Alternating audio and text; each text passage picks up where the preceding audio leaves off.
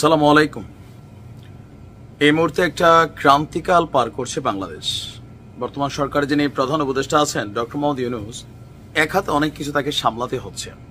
স্বাভাবিকভাবেই আওয়ামী লীগ যেহেতু ক্ষমতা হারিয়েছে, তো ক্ষমতা হারানোর পর নানানভাবে পলিটিক্যালি সরকারকে ডিস্টারবেন্স করবে, এটাই বাস্তব। আর এই জায়গায় বিএনপি যদি ক্ষমতা হারাইতো, জামাতও হারাইতো, এরকম একদম হাতের মুঠ থেকে একটা জিনিস সরে গেল, সো এটার তো একটা জ্বালা পোড়া থাকবেই, তাই না?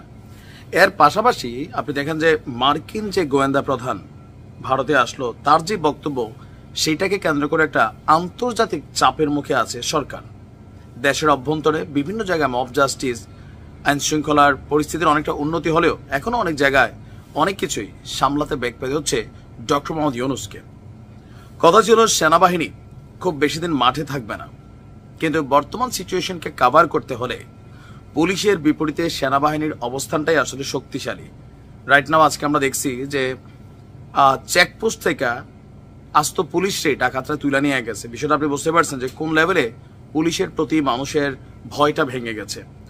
এই সার্বিক পরিস্থিতিকে কন্ট্রোল সহ আগামী নির্বাচন ইস্যুতে একটা বিশেষ বৈঠক হয়েছে সেনাপ্রধান এবং ডক্টর মোহাম্মদ ইউনূসের মধ্যে।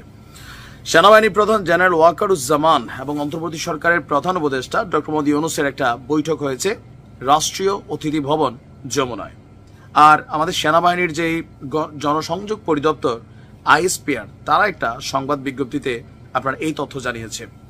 বিজ্ঞপ্তিতে বলা হয়েছে, সেনাপ্রধান এই সাক্ষাতে দেশের চলমান সামগ্রিক পরিস্থিতি, নিরাপত্তা অবস্থা এবং সেনাবাহিনীর চলমান কার্যক্রম সম্পর্কে প্রধান উপদেষ্টাকে অবহিত করেছেন। আর সেনাবাহিনীরও মাঠে থাকার যে মেয়াদকাল, সেটা গেল 2 থেকে 3 দিন আগে বর্ধিত করা হয়েছে আরো 2 মাসের জন্য। পাশাপাশি দেশের উন্নয়ন এবং স্থিতিশীলতার জন্য সবচেয়ে জরুরি যেটা হচ্ছে স্থিতিশীলতা।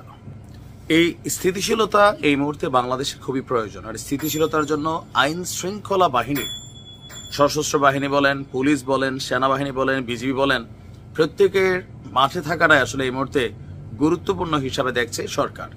এর পাশাপাশি সেনাবাহিনী কর্তৃক গৃহীত এই যে মাঠে আছে বিভিন্ন কার্যক্রম, বিভিন্ন পদক্ষেপ নিয়েও আপনার সেনাপ্রধান ডক্টর ইউনূসের সাথে বিষয়গুলো নিয়ে আলাপচারিতা করেন।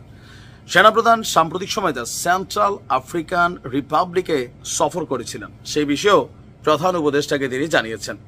প্রধান উপদেষ্টা সেনাবাহিনীর ভূমিকা এবং অবদানের প্রশংসা করেন এবং ভবিষ্যতে নির্বাচন সময় পর্যন্ত বা এর পরবর্তী যে সময়কাল আছে, ওই সময়কালে সেনাবাহিনীকে কি করতে হবে, কিভাবে মার্কেট বা দেশকে পরিচালিত করতে হবে রাইট নাও, এ সকল ব্যাপারে গুরুত্বপূর্ণ দিক নির্দেশনা দিয়েছেন এবং তিনি আশা করেছেন দেশের সার্বভৌমত্ব ও নিরাপত্তা নিশ্চিত করতে সেনাবাহিনী তাদের পেশাদারিত্ব নিষ্ঠার সাথে তারা পালন করবে। তো এই বৈঠকটা খুব যে বেশি গুরুত্বপূর্ণ আবার খুব যে বেশি গুরুত্বহীন তাও না, কারণ আমরা দেখেছি গেল 7 মাসে সম্ভবত প্রতি 2-1 মাস পরপরই সেনাপ্রধান এবং প্রধান উপদেষ্টা তাদের মধ্যে বৈঠক হয়, যেহেতু আইন শৃঙ্খলার একটা বিশাল দায়িত্ব সেনাবাহিনীর উপর। সো এই জিনিসগুলো নিয়ে সম্ভবত দুজনের মধ্যে আলাপ আলোচিত হয়। আর সেনাপ্রধানকে নিয়ে নানান যে বক্তব্য আছে বা প্রোপাগান্ডা আমরা ধরতে পারি, কেউ কেউ বলছেন সত্যি, কেউ প্রোপাগান্ডা, আবার আমরা ধরে নিচ্ছি যে সেনাপ্রধানের ভূমিকা খুবই গুরুত্বপূর্ণ ছিল। এগুলো নিয়েও ডক্টর ইউনূস বিশেষ গুরুত্ব দিচ্ছেন। নির্বাচন আমার ধারণার যে ডিসেম্বরে দিয়ে দিবে, কারণ আজকে ডক্টর ইউনূস একটা নিউজ আসছে সমকালে যে তিনি বলছেন যে পুলিশকে জরুরি নির্দেশনা দিয়েছেন ডিসেম্বরের জন্য নির্বাচনকে সুষ্ঠুভাবে মাঠ পর্যায়ে আপনার কেবল যে কন্ট্রোল করা হয় অথবা দিক নির্দেশনা যা আছে সবকিছু মিলিয়ে ডিসেম্বরে নির্বাচন হবে। আর পূর্ব ঘোষণা অনুযায়ী সেনাপ্রধানের তিনি বলছিলেন যে নির্বাচন পর্যন্ত সেনাবাহিনী মাঠে থাকবে, এরপরে তারা ব্যারাকে ফিরে যাবে। ভালো থাকুন, আসসালামু আলাইকুম।